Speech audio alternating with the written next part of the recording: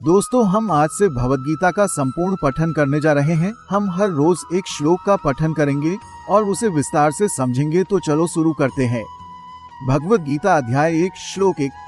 धृतराष्ट्र उवाच धर्मक्षेत्रे कुरुक्षेत्रे संवेता युत्स्व मामका पांडवाश्च किम कुर्वत संजय। अनुवाद।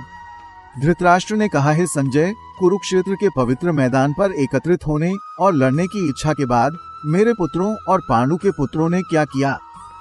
वह था, दोनों सेनाएं अपरिहार्य युद्ध लड़ने के लिए पूरी तरह से तैयार होकर कुरुक्षेत्र के युद्ध के मैदान में एकत्र हुई थी। फिर भी इस श्लोक में राजा धृतराष्ट्र ने संजय से पूछा कि उनके पुत्र और उनके भाई पांडु के पुत्र युद्ध के मैदान में क्या कर रहे थे। यह तो स्पष्ट था कि वे लड़ेंगे, फिर उसने ऐसा प्रश्न क्यों पूछा।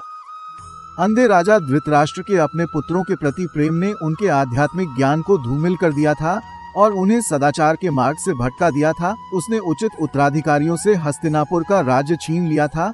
पांडव, उनके भाई पांडु के पुत्र, अपने भतीजों के प्रति किए गए अन्याय के लिए दोषी महसूस करते हुए उनकी अंतरात्मा ने उन्हें इस लड़ाई के परिणाम के बारे में चिंतित किया।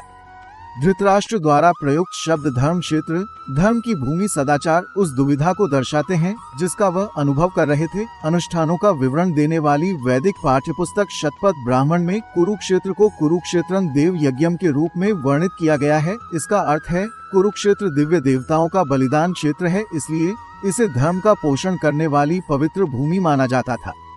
धृतराष्ट्र को डर था कि पवित्र भूमि उनके पुत्रों के दिमाग पर प्रभाव डाल सकती है। यदि इससे भेदभाव की भावना जागृत होती है तो वे अपने चचेरे भाइयों की हत्या करने से पीछे हट सकते हैं और युद्ध विराम पर बातचीत कर सकते हैं। शांतिपूर्ण समझौते का मतलब था कि पांडव उनके लिए बाधा बने रहेंगे। उन्हें इन संभावनाओं पर बहुत नाराजगी महसूस हुई।